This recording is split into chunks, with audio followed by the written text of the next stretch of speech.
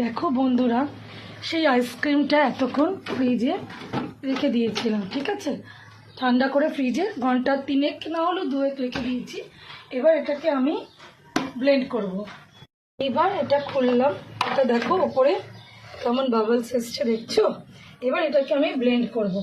এই আমার Blender ready করে রেখেছি আমি।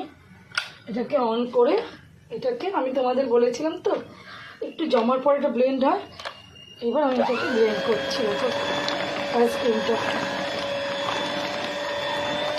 এটা যত বেশি ব্লেন্ড করবে না, এটা জমার পর কত সুন্দর খেতে হবে। এবার আমি ব্লেন্ডটা একটু বাড়াবো, কত সুন্দর ফ্লফি খেতে হবে।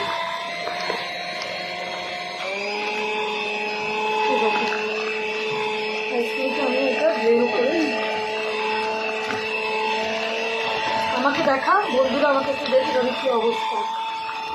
আমি বুঝছে যে আছি, দেখছি কত সুন্দর হয়ে যাচ্ছে। সুন্দর খেতে হবে না, বাড়িয়ে দিলাম।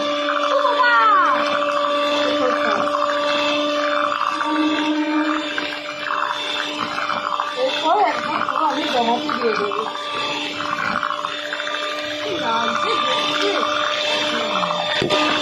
আর তিনি যেন সুপার ফাস্ট করবো আমি।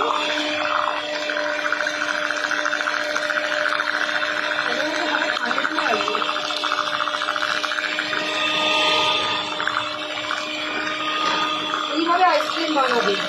আইসক্রিম বানিয়ে ঠান্ডা করে আর নিয়ে তুলে দেবে, দিয়ে আবার যখন ফ্রিজে 2-3 ঘন্টা জমে যাবে।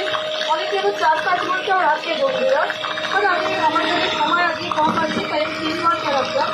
তোমরা এটা 5-6 ঘন্টাও রাখতে পারো। 5-6 ঘন্টা হলে কী হবে, আর একটু বেশি কমে যাবে। ঠান্ডা দিলে যত বেশি করবে তত বেশি কফি হবে। ওইখানে দোকানের আইসক্রিম এত আলাদা।